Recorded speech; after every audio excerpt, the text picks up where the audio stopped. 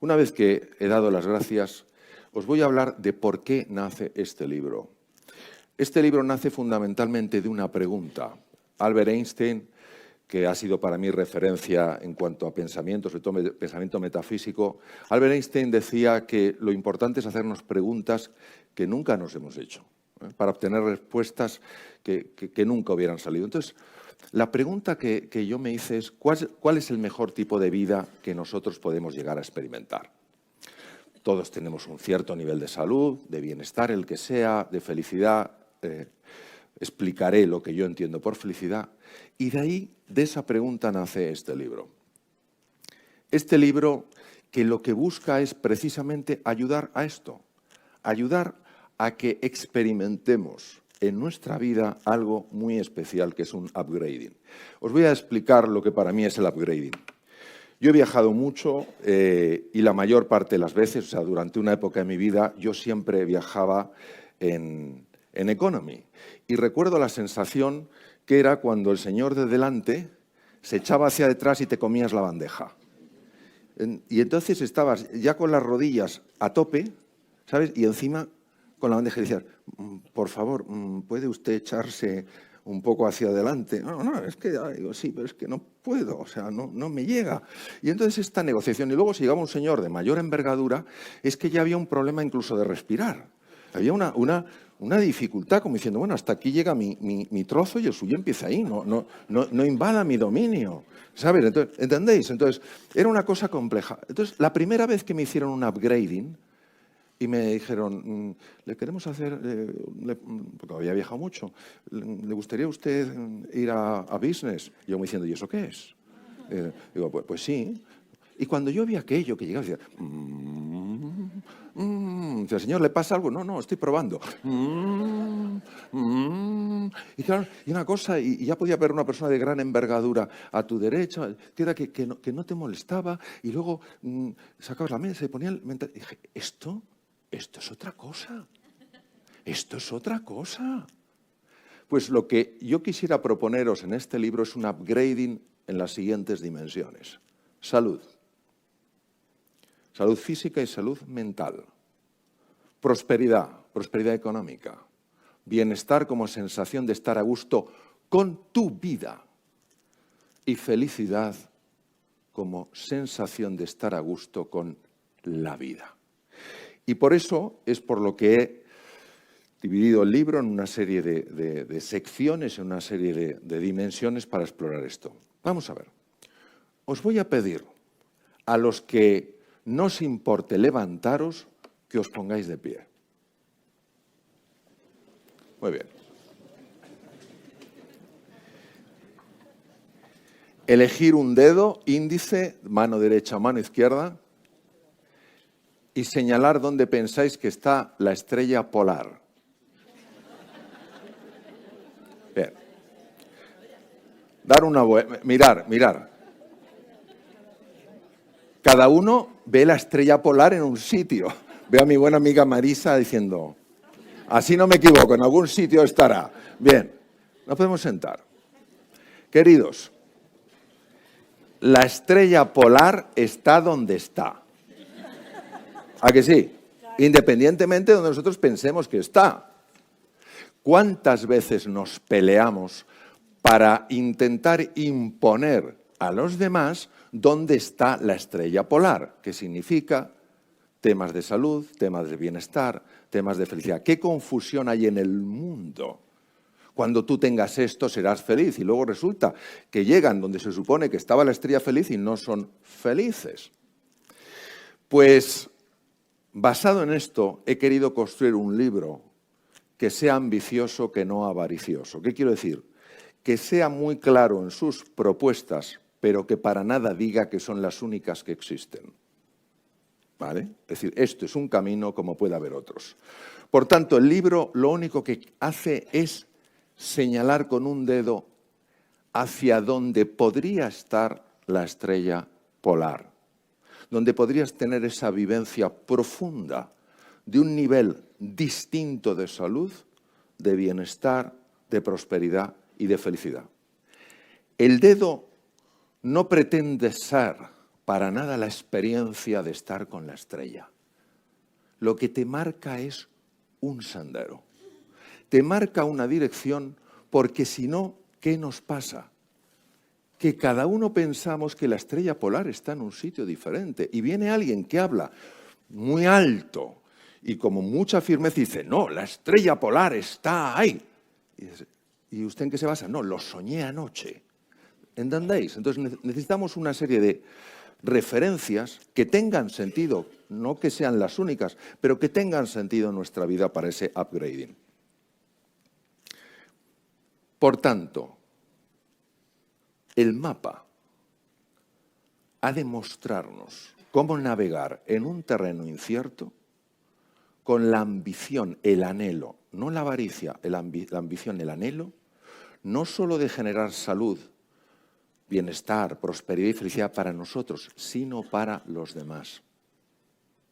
Aquí el tributo al ego es muy peligroso, es tan hábil, es tan sutil, es tan ingenioso en sus disfraces. Entonces nosotros cuando pensemos en bienestar, en felicidad, en salud, en prosperidad, es importantísimo que pensemos no solo en nosotros, sino también en los otros. Que abramos esa mente y sobre todo que abramos ese corazón. Y para poderse fajar, para poderse entrenar en este camino, necesitamos entender que es como si fuéramos por una cordillera. Tuve la ocasión de conocer en México a Michael Phelps, el mejor nadador de la historia. Sabéis que nadie tiene más medallas olímpicas que él, es un hombre encantador. Bueno, es como un armario ropero. O sea, yo me puse al lado de él, estuve hablando con él, y la verdad es que Yoda era un gigante al lado de cómo yo me veía. Un hombre que tiene como un 50 y pico de zapato y tal. Y él hablaba de lo duro a veces que es conseguir las cosas. Entonces, hoy en día que parece que la cultura del esfuerzo no sirve, aquí tenemos a mi querido amigo Richard Vaughan, el día pasado estaba hablando con él, le decía, claro, dice, parece mentira que hoy en día, digamos, aprenda usted inglés como un nativo y mientras duerme. Esto es como una cosa espectacular, ¿eh? Pero es que mordemos el cebo, porque queremos seguir creyendo que este camino es un camino fácil y es un camino para héroes y para heroínas. Lo que pasa es que yo delante de mis ojos solo estoy viendo héroes y heroínas y por tanto es un camino para todos los que estáis aquí. Es un camino para desplegar nuestra realidad y alcanzar nuestra plenitud. Y es verdad que nos sentimos muy pequeñitos. Nos vemos como esa pequeña figura, que algunos la veréis, y con ilusión, con paciencia, que no es el aguantarse, sino el adaptarse al ritmo natural de las cosas, con compromiso, que solo significa levantarte una vez más de las que te caes, y con esas personas, con ese espíritu, esas personas que se mueven sabiendo que van a llegar, Vamos avanzando poco a poco, a veces subimos, a veces bajamos, a veces subimos, a veces bajamos, hasta que verdaderamente esa estrella, que en el fondo está dentro de cada uno de nosotros, brilla con especial intensidad. Este camino, y por tanto así lo escribo en el libro, está basado en unos principios y está basado en unos valores. Lo que ocurre es que los principios son muchas veces tremendamente contraintuitivos. Tremendamente contraintuitivos. No es que no sean lógicos, es que van en completa oposición, están en completa oposición con condicionamientos mentales previos que tenemos y que nos hacen pensar, nos hacen creer que si basamos nuestra vida en una serie de principios y apostamos por una serie de valores, vamos a tener problemas. Y no es así, es todo lo contrario, pero la alucinación óptica está tan bien tejida que damos más valor al espejismo que a la realidad.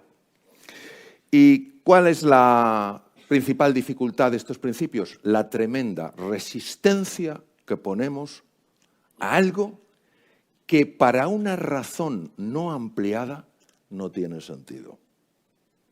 Por ejemplo, la generosidad, desde el condicionamiento mental que tenemos, no tiene sentido.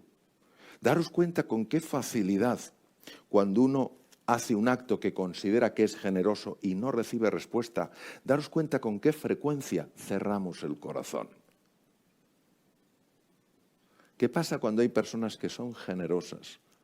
Porque es su forma de ser y de estar en el mundo. ¿Realmente la realidad les dice, ¿eres tonto, eres tonta o no? Yo creo que no.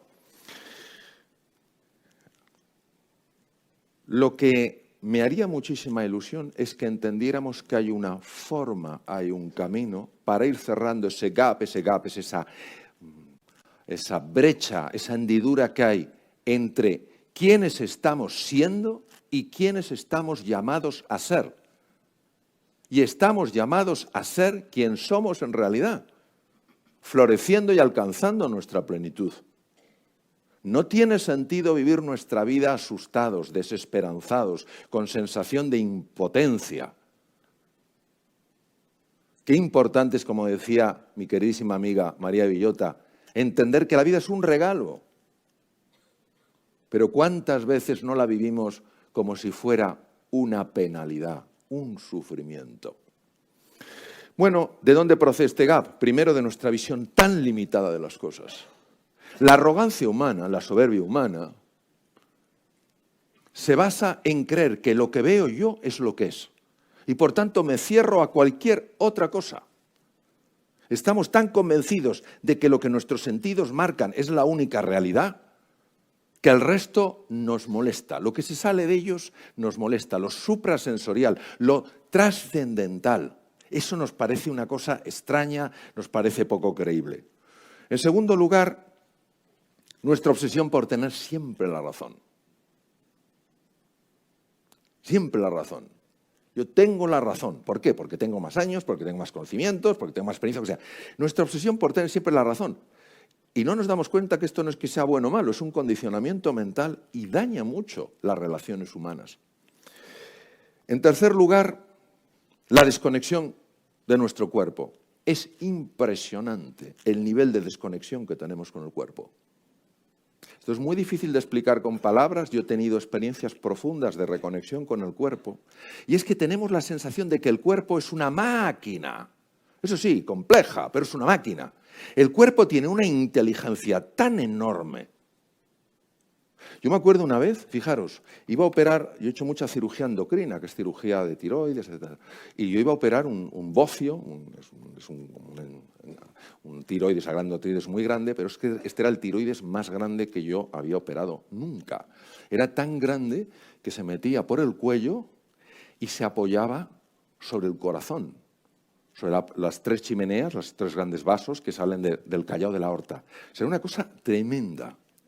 Y yo había hecho mucha cirugía de tiroides, pero aún así dije, madre mía, esto, de tal manera que teníamos preparado incluso para hacer una esternotomía, en fin, para si teníamos que liberar desde la parte torácica.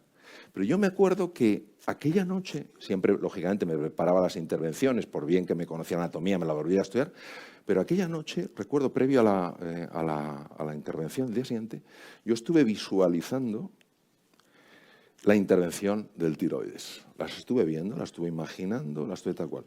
Llegó el día de la intervención y recuerdo perfectamente la sensación tan sorprendente de ver como que las manos se movían solas, como que yo no las dirigía desde la cabeza.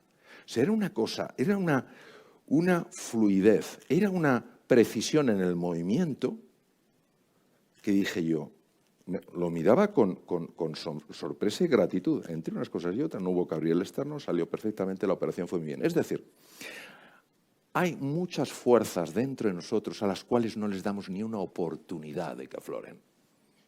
Ni una oportunidad. Queremos meter cabeza en todo, queremos meter razón en todo, queremos meter conocimiento en todo y no nos fiamos de una sabiduría natural que hay en el ser humano. El siguiente es la falta de control sobre nuestra mente. Esto es difícil de creer. O sea, la falta de control que tenemos sobre nuestra mente es tan abrumadora que para que os hagáis una idea, la investigación muestra que el 46% del tiempo estamos constantemente distraídos. ¿Os imagináis conduciendo 46% del tiempo distraídos? ¿Os imagináis una conversación con tu pareja, con un hijo, con un cliente, el 47% distraído? ¿Os imagináis un cirujano el 47% del tiempo distraído? Nos hemos acostumbrado a estar distraídos. Hoy la distracción es el gran desafío de este mundo, por eso aparece tanto síndrome de déficit de atención, rasgos de déficit de atención, etc. Entonces, aprender a focalizar la mente, aprender a conseguir que la mente se calme para que podamos ver la realidad más allá de la apariencia es fundamental. Y luego tenemos otro elemento que es el alejamiento de nuestra propia esencia. Mirad, yo esto lo digo y lo digo con tremendo orgullo. En algún programa de radio ha habido alguna persona que se ha enfadado. Yo creo profundamente que una de las razones por las que a veces experimentamos tanto sufrimiento es porque nos estamos alejando de la espiritualidad. Entendiendo por espiritualidad la capacidad de encontrarnos de verdad con nosotros mismos, con el otro, con la naturaleza y con los que crean, en mi caso es así, con Dios. Es decir, hemos perdido esta referencia y la ciencia no va en contra de ella. Pensar que mi amor por mi familia, por mis amigos, se puede explicar exclusivamente con un movimiento de neurotransmisores y una activación de ciertos centros cerebrales. No digo que sea una explicación o un tema falso, es profundamente incompleto. Claro que hay movimiento de neurotransmisores. Claro que el núcleo accumbens empieza a segregar unas sustancias. Claro que el pálido ventral empieza a liberar unos neurotransmisores. Claro que sí, pero hay más cosas que pasan. Hay más cosas que pasan. Y cuando yo hablo con una persona, no estoy hablando solo con una maquinaria compleja.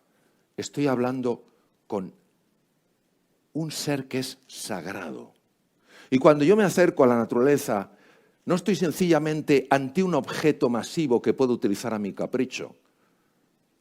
Estoy delante de algo que es sagrado y por tanto lo tengo que tratar con afecto. Esto no te implica para nada que tengas que abrazar ningún credo, ningún dogma, pero podemos vivir la vida con un sentido de la trascendencia, no solo encerrados en nuestro pequeño yo. ¿Y qué ocurre cuando nosotros no cuidamos estas cosas? Porque no sabemos que pueden ser cuidadas. Pues que esto afecta a todo ello, a la salud, a la prosperidad, a las relaciones humanas, al bienestar y a la felicidad. Entonces, vamos a recorrer el camino. Para quitar, para hacer desaparecer ese gap, necesitamos tres cosas. La primera es inspiración. ¿Se os ocurre montaros en un coche, querer ir a un destino lejano y no meterle gasolina? Queremos hacer las cosas sin inspiración. Y cuando hablamos de inspiración, hablamos de algo que te estremece en las entrañas. Un proyecto tan apasionante, tan ilusionante, tan motivador, que dices, esto lo quiero en mi vida. Y si no hay inspiración, no puede haber fuerza. Eso es lo primero, tener un qué y un por qué que a ti te conmueva. Hoy sabemos que hay tres cerebros, pero esto ya es incuestionable desde el punto de vista de la ciencia. El cerebro intracraneal, todos le conocemos, el corazón y el tubo digestivo. El tubo digestivo es un cerebro y funciona como un cerebro, realmente funciona como un cerebro. Muchas de nuestras intuiciones más profundas vienen de ahí. Muchas enfermedades degenerativas del sistema nervioso central se podrían prevenir o por lo menos aminorar en su impacto cuidando mejor el tubo digestivo. Entonces, lo primero es la inspiración. Por eso hay que leer cosas que nos inspiren. Hay que acercarse a personas que nos inspiren, no a personas que nos chupan la energía. Que han hecho de ello un deporte. Entrénate con un balón de reglamento. Te dejo un sofá. Pero no me utilices a mí para drenarme de energía. Yo necesito esa energía por las mañanas para moverme con entusiasmo, con pasión. Lo mismo que yo no dejaría que alguien entrara con un cubo de basura y echara la basura en el sitio más bonito de mi casa, tampoco puedo permitir que alguien me eche un cubo de basura en mi mente. Entonces, yo creo que en esto hay que ser radical, queridos. Aparece el vampiro emocional, vampiro, yo me piro. Yo me piro. Yo no gasto glucosa cerebral, yo no gasto oxígeno en algo que me está debilitando, porque no te ayuda a ti, ni me ayuda a mí. Entonces, lo primero es la inspiración. Pero claro, ¿qué pasa con la inspiración? Que si le falta la estrategia, pues sales como una moto. Sales como una moto. ¿Y qué haces? No sé, pero voy como una moto. Necesitamos encauzar eso con una estrategia que funcione. Yo recuerdo una vez que me sentí una inspiración enorme por hacer pesas hace muchos años y quería ponerme fuerte. Y entonces me fui a un gimnasio y le dije, yo me quiero poner fuerte. Y me dijo, pesas. Y dije, no, hasta ahí llego, claro. Y digo, ¿qué hago? Y dice, pues nada, ponte a levantar. Me puse a levantar pesas y estuve una semana sin poderme mover. ¿Me entendéis? O sea, acabé con unas contracturas que era una cosa que parecía Quasimodo. O sea, salí del gimnasio así y los otros días cada vez peor. Eso no es una estrategia, eso no es un plan adecuado. Tú has visto mi pasión, pero no la has encazado bien. Y luego hace falta entrenamiento. Vamos a ver, hay que entrenarse. Y quien no se entrene, quien no sea disciplinado, no es ni mejor ni peor, pero no va a tener resultados. La disciplina, el esfuerzo, la dedicación son absurdos si no hay inspiración. Pero si tienes inspiración, necesitas la disciplina y necesitas el entrenamiento. Y por eso hay una parte muy importante dedicada al entrenamiento. Bien, dicho esto, vamos a empezar a profundizar en por qué llamo los tres superpoderes. Los tres superpoderes tienen dos dimensiones, una dimensión física y una dimensión más sutil. La dimensión física es el encéfalo humano. Nosotros hoy sabemos, se sabe desde hace mucho tiempo, no penséis que es un descubrimiento reciente, sabemos perfectamente que hay una parte del encéfalo que se llama sistema límbico, le llaman a veces cerebro emocional, límbico viene del limbo anillo. Sabemos que en esos núcleos, en esos haces nerviosos, tiene lugar todo el movimiento afectivo de un ser humano. Si destruyéramos esa parte enorme del encéfalo, tendríamos un ser mucho menos emocional. Por ejemplo, el sistema límbico no es que no exista en los reptiles, pero está mucho menos desarrollado. ¿Qué quiere decir? Que si buscas una mascota que te quiera, mejor un gato o un perro que una lagartija. Porque no tengo nada contra las lagartijas, pero su sistema límbico no está tan desarrollado. Entonces, el sistema límbico es clave. El sistema límbico, ¿de qué sale el sistema límbico? Sale tu pasión, tus ganas de hacer las cosas, tu ilusión, tu compromiso. Sale esa fiebre positiva que te pone en marcha. Pero claro, necesitamos también una estructura encefálica que tenga la capacidad de canalizar esa energía.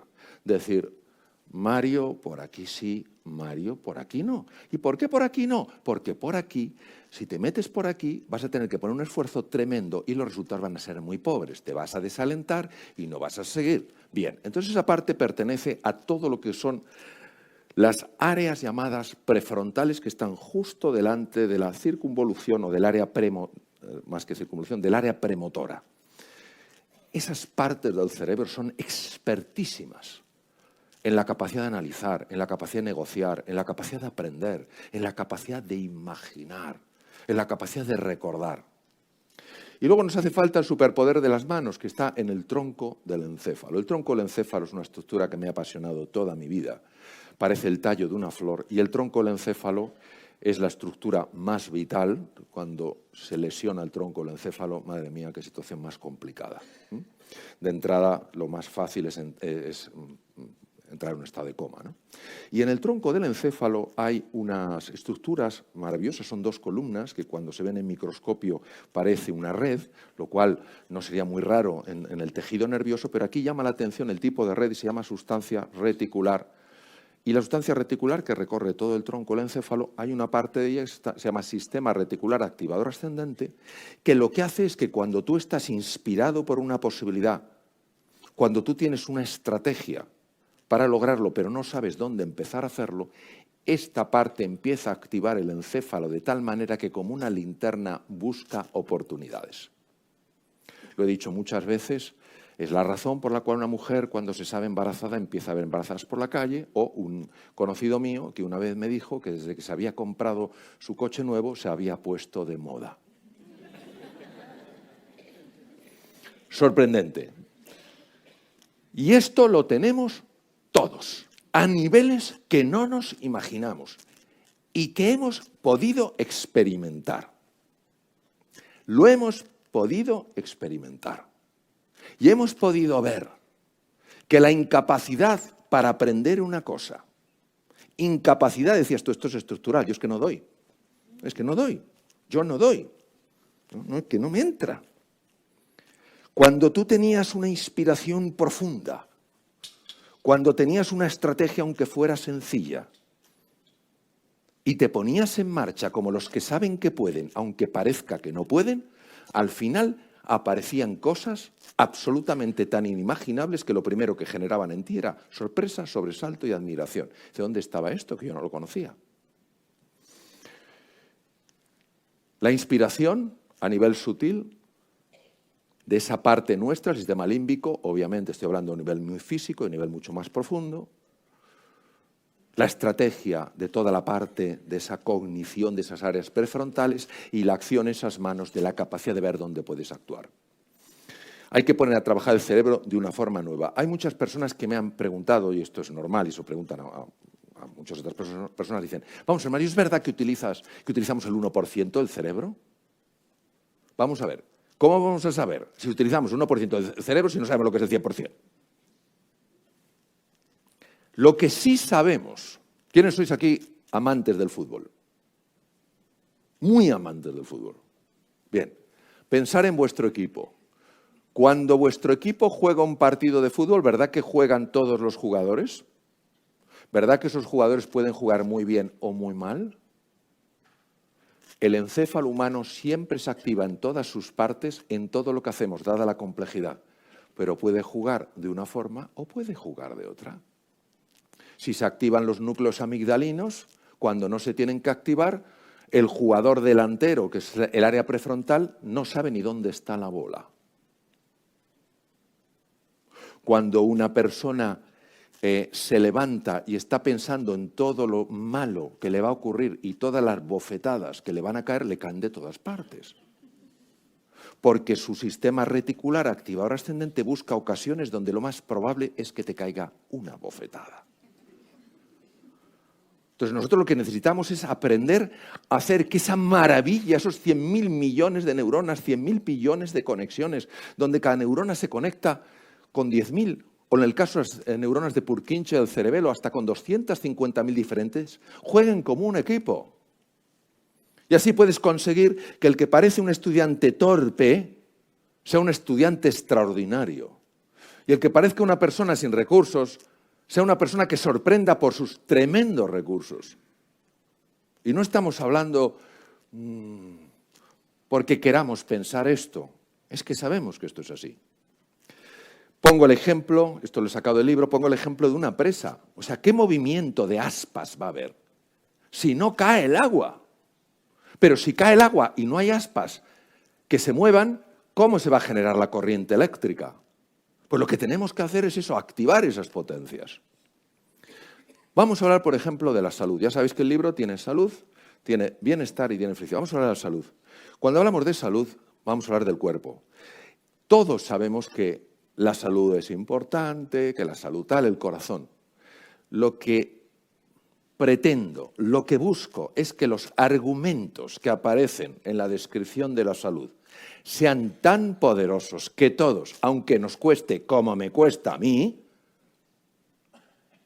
cuidemos eso que comemos. Y os voy a decir por qué.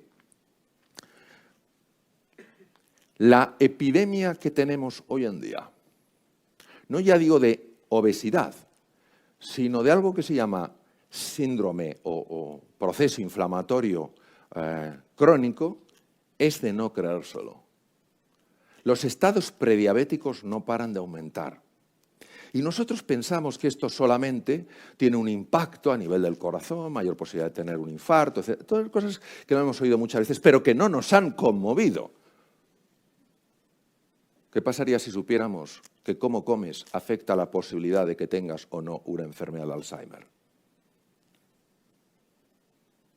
Actualmente hay 35 millones de personas que padecen una enfermedad de Alzheimer. En el 2050 se calcula que serán 125 millones.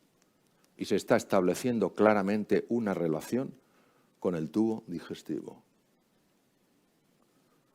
Vosotros sabemos que el ejercicio físico es capaz de aumentar el nivel de 3 sustancias, el factor neurotrófico derivado del cerebro, el factor de crecimiento del endotelio vascular y el factor proinsulínico, factor insulínico de crecimiento, y que son fundamentales para que se formen nuevos vasos sanguíneos en el cerebro, para que se formen nuevas conexiones en el cerebro, y que esto puede ser profundamente alterado o estimulado con la nutrición. Yo recuerdo la primera vez, estaba en Boston, en un programa donde escuché algo que jamás había escuchado, que es que en la ansiedad y en la depresión se ha visto inflamación física del cerebro. Lo que parecía tan sutil, parecía tan difícil de tocar o de ver, resulta que ahora tenía una dimensión fisiológica. ¿Sabéis que esa inflamación puede bajar cuando tú añades ácidos grasos poliinsaturados, como pueden ser nueces, como pueden ser pescados azules? Estamos hablando de cosas que no solamente están afectando al corazón, que es muy importante, sino que están afectando al funcionamiento de la mente. Entonces nosotros lo que queremos tener es un cerebro que funcione muy bien, porque estos tiempos no son para cerebros que no funcionen bien. Lo mismo que el ejercicio físico. A ver, a mí el ejercicio físico no es una cosa que me encante. Y si lo hago, ¿qué lo hago? Lo hago porque sé que estoy mejor y porque sé las cosas que están haciendo en mi cabeza. Por ejemplo, el ejercicio físico aumenta el tamaño del hipocampo. El hipocampo es una estructura clave si quieres aprender cosas nuevas. Queridos, ¿quién no tiene que aprender en este mundo digital cosas nuevas? El hipocampo es clave para aumentar las conexiones en las áreas prefrontales. ¿Quién no tiene que negociar? ¿Quién no tiene que analizar cosas? El ejercicio físico es clave en el crecimiento del cíngulo anterior. El cíngulo anterior es una estructura importantísima al ser humano y que tiene mucho que ver con las relaciones humanas. Hoy en un mundo de tal diversidad, donde no basta con tolerar la diversidad, sino que creo que tenemos la oportunidad de celebrar la diversidad, necesitamos cíngulos anteriores fantásticos. Pero no solo eso, el ejercicio físico baja el volumen de la amígdala. La amígdala es el centro que reacciona con ira o con miedo. ¿Cómo sería nuestra vida con menos ira o con menos miedo? Entonces, si nosotros encontramos razones de peso, razones potentes, y sentimos la inspiración y decimos, oye, esto puede mejorar mi vida, y te dan una estrategia sencilla, que no es, pues mira, todos los días tienes que ir al gimnasio 3 horas. Oiga, que no puedo. Pues claro que no puedes. Pero hay un paseíto rapidillo, donde tú aceleras el corazón y el pulmón, o sea, no es ir de escaparates, no es ir a una librería, es rapidillo, cuando tú puedes conseguir efectos beneficiosos. Entonces llega un momento en que cuando tú lo vives, ya nadie te lo tiene que decir, ya sabes que es verdad. Mirad, sabéis que España está, a mí es que me encanta mi país, francamente. España es uno de los países con mejor calidad de vida y una de las razones es la dieta mediterránea. Vamos a ver. Con el tema de la dieta, yo llevo mucho tiempo estudiando el tema de la nutrición. Eso para nada hace que el libro sea un tratado sobre la nutrición. El libro lo que intenta explicar es qué pasa con ciertas cosas, qué pasa en tu cabeza, qué pasa en tu cuerpo y qué pasa con otras cosas. Entonces, hay que ser muy cuidadoso con convertirse en un talibán de nada y un talibán de la nutrición. Por Dios, es decir, que si algún día me veis comiéndome una hamburguesa y el ketchup se me sale por aquí, no me digáis, Mario, esto no está bien. El maestro Yoda necesita un poquito de mejoría. Soy humano y si no encuentro algo más rico o ese día me ha podido el olor de la hamburguesa, pues me voy a comer una hamburguesa. Hay que tener mucho ojo con no ser talibanes. Lo que sí sabemos, sin ingenua duda, es que hay que reducir drásticamente el consumo de azúcar. Drásticamente. Drásticamente. Y curiosamente, hay más azúcar que en muchos postres que podéis tomaros en restaurantes, mucho más en alimentos muy procesados. Y no es inocuo, no es un tema de calorías, es un tema de resistencia a la insulina. Es una cosa radicalmente distinta. El ejercicio físico, pues mira, el ejercicio físico muchas veces dices, hay que quemar grasa. Y solo pensamos en eso, que cuando estás en la playa y estás un día así y se acerca alguien y te dice, por favor, el chiringuito, y dices, por ahí. Y estamos pensando en el ejercicio físico como, bueno, mirad,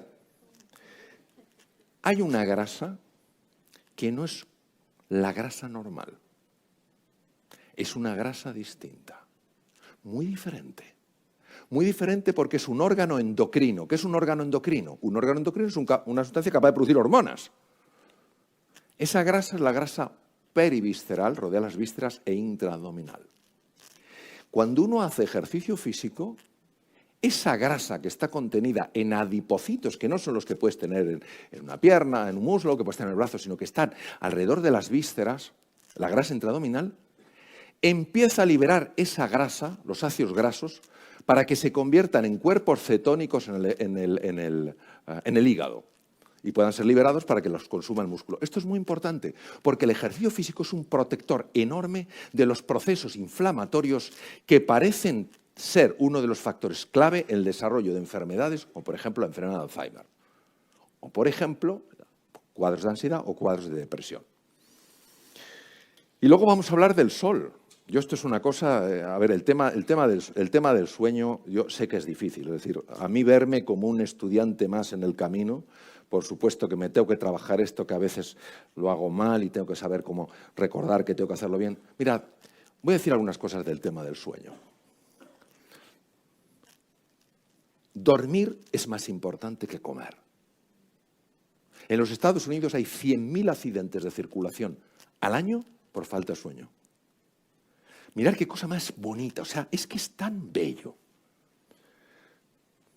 Cuando el núcleo supraquiasmático del hipotálamo, que está captando la luz solar y que es el reloj central, y empieza a ver el tipo de luz que hay y empieza a comunicarse con los osciladores periféricos, que son pequeños relojes colocados en cada célula de los 60 trillones de células que hay en el cuerpo, cuando empieza a mandar esa información, hay genes, como por ejemplo el PER1, el PER2, PER3, que se activan y impide, reduce que se formen tumores. Impresionante. La melatonina, que todos habréis oído hablar de ella, empieza a segregarse a las 9 de la noche y alcanza su pico entre las 11 y las 3. La melatonina es una de las hormonas que hace que los genes PER1 y PER2, genes nocturnos, se activen y eviten que haya mutaciones. Por eso es un error en el que podemos caer todos, y yo caigo a veces, muchas más de las que me gustaría, pero tengo que recordarlo para volver a la línea en la que quiero estar. Ponerse a revisar ordenadores, a mirar teléfonos, a mirar tablets a partir de las 9 de la noche, incluso antes, es un error biológicamente hablando. Y siguiente tema. Cuando vayáis por un caminito, vayáis a donde sea y veáis un sitio de sombra y uno de sol, os recomiendo que vayáis por el de sol. La suerte que tenemos en España de tener tantas horas de sol. El efecto increíblemente beneficioso del sol, a ver, tomado en cantidades adecuadas, no estamos hablando del que se pone y acaba como un centollo, ¿me entendéis? De lo colorado. Es que es buenísimo. Los maravillosos ritmos circadianos, tan maravillosamente descritos en los años 50. El siguiente es el tema del bienestar. que tiene que ver con la prosperidad y tiene que ver con la mente. Vamos a ver, queridos, en esto sí que soy radical. No hay un solo ser estúpido en el planeta. No hay un solo ser tonto en el planeta. Lo que hay son estados mentales en los cuales es imposible ser inteligente. Una cosa es el hardware y otra cosa es el software. No hay ningún problema con el hardware. No hay un solo problema con el hardware. Hay muchos problemas con el software. Y hoy sabemos que hay dos estados mentales súper frecuentes, tan frecuentes que ya se han normalizado. Uno de ellos corresponde al estado mental de una persona que se siente en peligro y no tiene por qué estar en la sabana africana o en la selva india. Llega a una reunión y se siente juzgado. Va a haber un cliente y se siente juzgado. Va a un sitio, el que sea, y se siente criticado, la zona de supervivencia, porque activa mecanismos muy bien descritos por el profesor Walter Cannon, ganó el Premio Nobel de Fisiología por eso, desde Harvard, mecanismos de resistencia, ataque, defensa, huir, ponerme irritable. Es tan frecuente hoy en día, es tan frecuente esto que se ha normalizado, como si fuera lo normal. ¿Y qué pasa? Que cuando la sangre tiene que ir a los músculos, no puede ir a la cabeza, porque la cabeza consume demasiada sangre y el organismo está interpretando que es una situación de peligro. Y lo que se está viendo mucho es un estado mental, se llama burnout, la persona quemada. Ya no es que esté agresiva o esté huidiza, es que está completamente bloqueada, completamente anulada. La Clínica Mayo, que sabéis que es una de las mejores del mundo, está en Rochester, Minnesota, fundada por los hermanos Mayo, tuvieron que hacer algo radical porque se dieron cuenta que el 25% de los médicos de la Clínica Mayo estaban sufriendo un síndrome de burnout, de la presión asistencial que tenían. Entonces, si nosotros sabemos que no es un problema estructural nuestro, si nosotros sabemos que no es que nos falten neuronas, sino que a lo mejor no estamos en el estado mental apropiado, tenemos que saber cómo cambiar de estado mental. Y eso tiene una estrategia. Tiene una estrategia que funciona si la aplicas. Y cuando tú ves que aquí eras tontito, muy tontito, y aquí de tontito vas teniendo menos, y aquí de tontito no tienes nada, y aquí ya eres listito, dices, anda, resulta que hay un camino, y ya no es estructural, ya es funcional, tiene una lectura radicalmente distinta. Y entonces puedes pasar a la zona de recuperación, zona de renovación, tremendamente estudiada, sobre todo por una serie de profesionales magníficos, y luego a la zona de máximo rendimiento. Los grandes líderes en los colegios, en las empresas, en las sociedades, consiguen que la mayor parte de las personas estén en las zonas de renovación o en las zonas de excelencia. Si en una empresa, en un colegio, en una universidad, la mayor parte de las personas están en los estados mentales de supervivencia y los estados mentales de burnout, algo no se está haciendo bien. Y esto es muy importante que lo tengamos presente. Y luego tenemos el tema más sutil y el más complejo, que es el tema de la felicidad. Vamos a ver, la felicidad no tiene que ver, como así lo concibo yo, con el tener. Tiene que ver con el ser. Por eso los anhelos del ser no se pueden rellenar con el tener. Son dos cosas distintas. La felicidad es una condición interna del ser humano que se proyecta hacia afuera en forma de alegría, en forma de serenidad, en forma de encuentro, en forma de fraternidad. El bienestar es algo que te viene de fuera. Oye, en este auditorio maravilloso está mucho mejor que estuviéramos en una salita ahí todos encogidos. Son dos cosas diferentes. Entonces muchas veces las confundimos y donde haya confusión hay que poner distinción. Y la felicidad es una puerta a otra dimensión. Es una puerta a la trascendencia. Viene del latín transcando, ir más allá. Es decir, la felicidad como estado contemplativo donde la experiencia es radicalmente distinta al bienestar. Como dice un maestro mío, Alfonso López Quintás, un magnífico filósofo, un prodigioso escritor, el bienestar tiene que ver con el goce, la felicidad tiene que ver con el gozo. ¿Y esta felicidad cómo se trabaja? Comentabas, Ana Rosa, mi viaje a Bután, fue un año entero, no de viaje en Bután, pero sí de interacción con Bután, y una parte estuve en Bután. Hay algo que allí es muy conocido, se llaman los 4 amigos. Es la cosa más bonita. Está en montones de sitios. Es un elefante, es un mono, es un conejo y es un pájaro.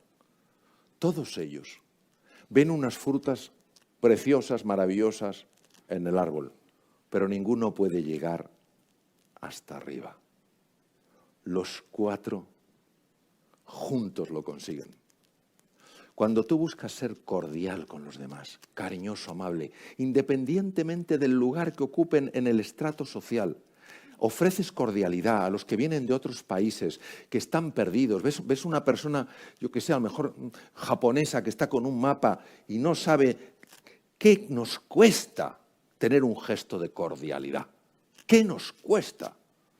Yo recuerdo, como uno de mis errores, muchas veces pues he ido al hospital con mi bata blanca, no iba con especial urgencia, y yo qué sé, imaginaos que iba a la consulta y veía una persona que estaba con un volante y estaba como paralizada.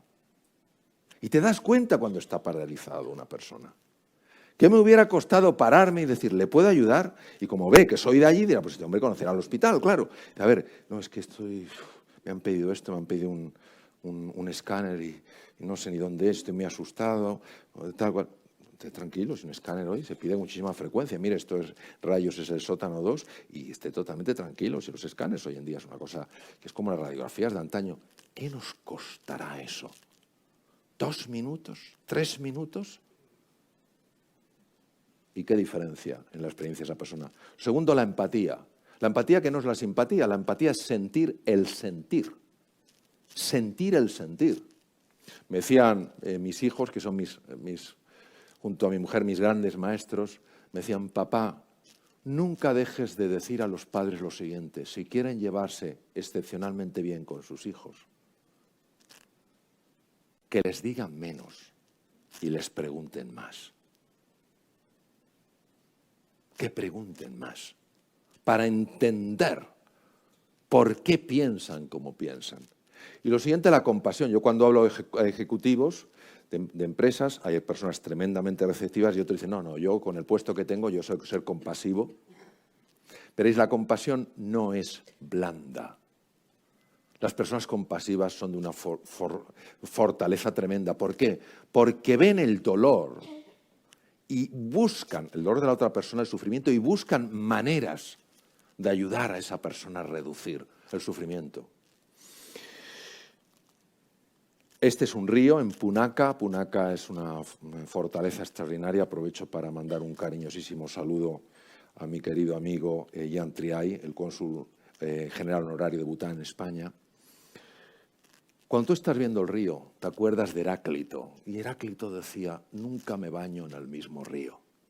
Es el saber desprendernos de las cosas, el saber disfrutarlas, pero no apegarnos a ellas. De tal manera que, oye, en un momento determinado las perdemos y parece que nos hemos perdido a nosotros mismos. Es entender que los cambios son la ley que impera en el mundo y en la naturaleza. Entonces, no resistirnos a esos cambios, aceptarlos, asumir que eso es así para poder empezar a transformar nuestra vida, en lugar de resistirnos frente a lo que es. Esto, por ejemplo, en temas de enfermedades es muy importante, porque cuando una persona se está resistiendo, ¿por qué a mí? ¿Por qué a mí? ¿Por qué a mí? El sistema inmune, que es precisamente el que tiene que defenderla frente al tumor, empieza a empeorar en su forma de trabajar. Y cuando una persona dice, mira, asumo que esta es mi situación, no me gusta, pero lo asumo, a partir de ahora, ¿qué puedo hacer? El sistema inmune es mucho más potente. La conexión con la naturaleza. Bután tiene, en la Constitución, está escrito que el 60% del bosque ha de ser protegido. Hoy necesitamos hacer algo todos para proteger la naturaleza. Todos sabemos que cuando nos damos un paseo por el campo, por el bosque, cuando nos quedamos mirando al mar, algo nos pasa. No sabemos muy bien lo que es, pero algo nos pasa. ¿Será posible que nos veamos tan separados de la naturaleza cuando la creación ha salido de las mismas manos? ¿Será posible que nos veamos con esa situación de superioridad frente a la naturaleza? No necesariamente. El tema de la gratitud. Mirad, Sigmund Rao, que es un profesor de economía de la Universidad de Cornell en Nueva York, vio que sus estudiantes estaban muy estresados y dijo, bueno, él viene de una familia oriental y el tema de la trascendencia es importante, le dijo a sus estudiantes, es importante que vosotros hagáis un ejercicio de gratitud antes de acostaros. Bueno, como él debe ser una persona pues muy cercana, le hicieron caso. Y efectivamente bajó su ansiedad en lo que eran los exámenes, pero lo más interesante es que algunos estudiantes se acercaron y le dijeron, usted no lo sabe, profesor, pero yo estoy enfermo. ¿Qué me dices? Sí, yo tengo hipertensión arterial. Usted no lo sabe, profesor, pero yo soy diabético. ¿Qué me dice? Sí. ¿Sabe que desde que practico la gratitud, mi tensión arterial se ha normalizado y mi diabetes es mucho más fácil de controlar? Gratitud. Gratitud. Es levantarnos por la mañana y encontrar algo por lo que dar las gracias a quien quieras. Lo importante, entiendo, no es que lo focalices en alguien, sino que haya ese gesto de agradecimiento, ese gesto de gratitud, ese gesto de no dar las cosas por sentadas. Yo me acuerdo en la presentación del libro de un querido amigo, me acuerdo que tuvo una ronquera tremenda, porque había forzado la voz en un evento y tenía una ronquera tremenda. Y yo me di cuenta de las gracias que tenía que dar por tener voz. Y me acuerdo una vez que estuve en un sitio donde tocaba una música maravillosa, y aunque os parezca mentira, había sordomudos ahí, captando lo que podían. Y digo, ¿cómo es posible que me enfade porque el filete está un poco duro, porque el camarero no ha sido suficientemente simpático, o porque no he encontrado hueco para aparcar? Silencio, apertura, trascendencia, propósito. Lo que veis ahí arriba es uno de los sitios más espectaculares que he conocido nunca. Se llama Tiger's Nest, la guarida del tigre. Es un lugar donde te parece imposible que puedas llegar a subir de lo alto que está, pero al final acabas subiendo porque tienes la inspiración, hay un caminito y vas poquito a poco, ¿no? Mirad, yo creo que tenemos que volver a aquello que parece que no sirve para nada, porque no es utilitario, que es momentos de recogimiento, momentos de serenidad, momentos de silencio. Vamos demasiado deprisa y estas prisas no son buenas ni para la salud, ni para el negocio, ni para la prosperidad, ni para la felicidad. Y se están dando cuenta de esto en montones de sitios, en empresas donde están empezando a cultivar esto, en hospitales donde se ha visto que mejora la salud. Ya son más de 30 años de investigación médica. Entonces, de vez en cuando buscar un sitio donde estés tranquila, donde estés cómoda, donde estés cómodo, y dejar que ese barro que todos tenemos en la cabeza se vaya sedimentando, poco a poco, porque la condición natural de la mente es la serenidad. Lo impostado es la turbulencia, lo natural es la serenidad. Vamos a hacer un pequeño ejercicio para conectar con el núcleo del ser humano. Es un ejercicio muy sencillo, se llama la presencia de una montaña. A mí me lo enseñaron, lo practico y me parece que es muy útil y que es muy bonito. Y ojalá os guste y os sea útil. Entonces os voy a pedir, por favor, que lo que tengáis, si tenéis un cuaderno o algo así, lo dejéis en el suelo, no se lo deis al vecino, porque si no el vecino es el que lo tendrá que hacer, y tomar una posición con la espalda bien pegada en la silla. Los que estáis de pie, aseguraros que la posición es firme, ¿vale? Las piernas descruzadas y los brazos apoyados sobre los muslos, ¿vale? Con las palmas de las manos hacia arriba. Es decir, puede ser así o puede ser así, sobre el regazo, ¿vale? La respiración es natural. Este no es un ejercicio de yoga, es diferente. La respiración es natural, respiras, si tienes la nariz bien, inspiras por la nariz y expiras por la nariz, procurando amablemente que la expiración sea un poquito más larga, pero sin forzar nada. O sea, si ves que tienes que forzar un poco, nada. Bueno, vamos a por ello. Entonces, os voy a sugerir, os voy a proponer que cerréis los ojos.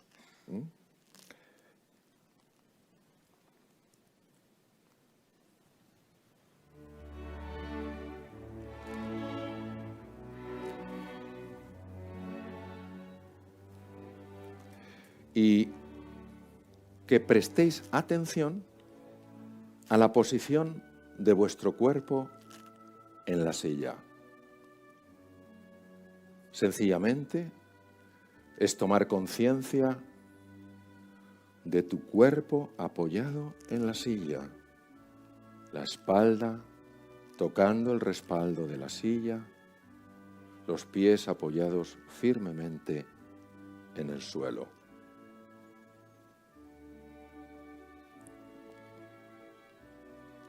Y permitiendo que la respiración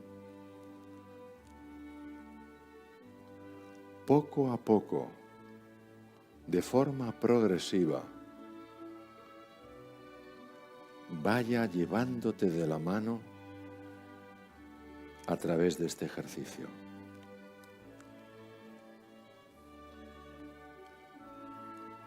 Observa, por favor, los movimientos suaves de tu respiración en la región del abdomen.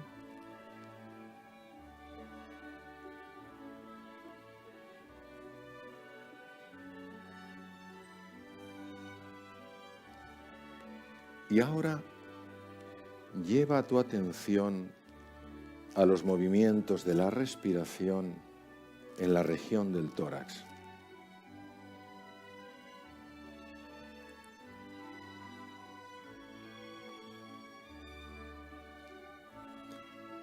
Y ahora lleva por favor tu atención a las sensaciones del aire entrando y saliendo por los orificios de la nariz.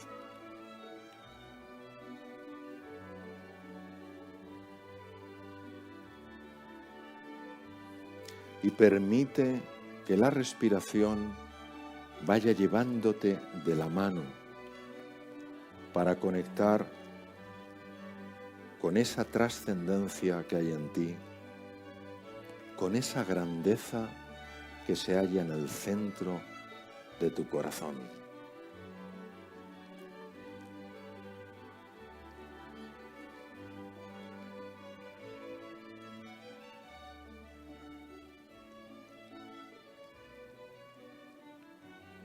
E irás notando cómo con cada expiración el cuerpo se va aflojando, relajando aún más y sin perder esa posición, esa presencia erguida.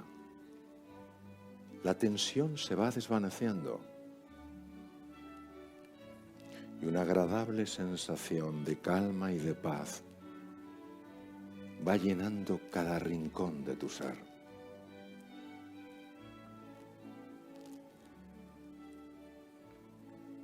Imagínate que eres una montaña, una preciosa montaña, cuya cima toca el cielo y cuya base está profundamente enraizada en la tierra.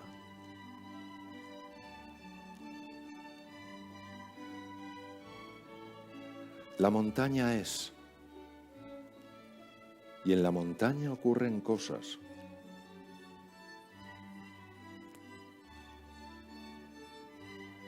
Y hay veces que llegan los duros y fríos inviernos.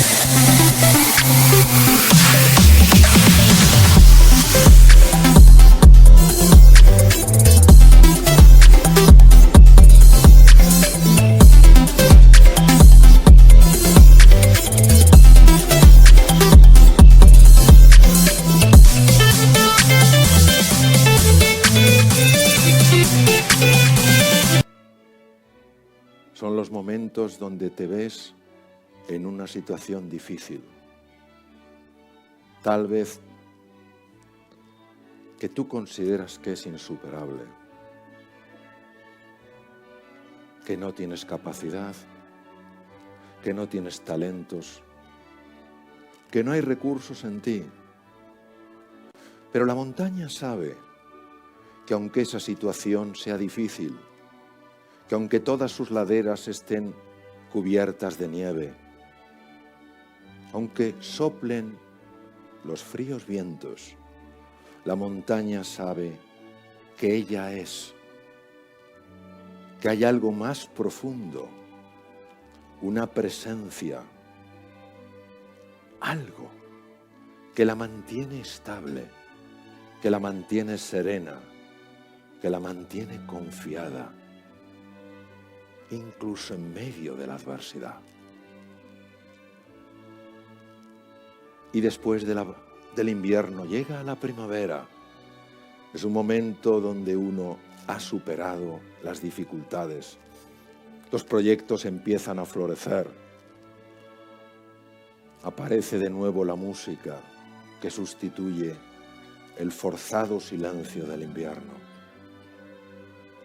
Y la montaña lo disfruta, claro que sí.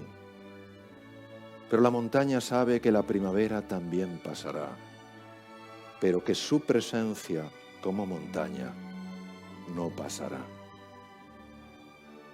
Y después de la primavera llega el verano.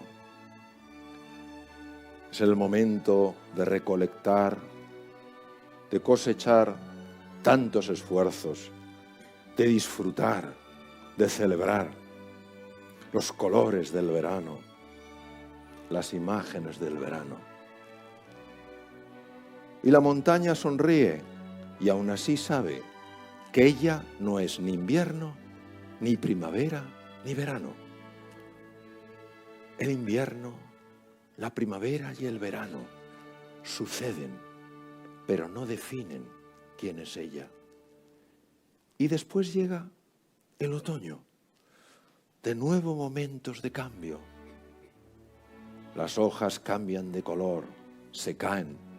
Proyectos tan ilusionantes desaparecen. Relaciones que teníamos se acaban. Personas amadas se van. Y vienen momentos de confusión, momentos de duda e incluso de dolor. Y la montaña lo ve. Y la montaña sabe que no son momentos sencillos. Pero la montaña sabe que ningún verano, ningún invierno, ninguna primavera y ningún otoño define su realidad, su ser más profundo. Y por eso, cuando uno se afianza en la solidez de la montaña, puede pasar momentos álgidos, momentos difíciles, pero nunca pierde de vista dónde está su estrella, dónde está su montaña. Y por eso, en los momentos álgidos los disfruta, los celebra y los comparte.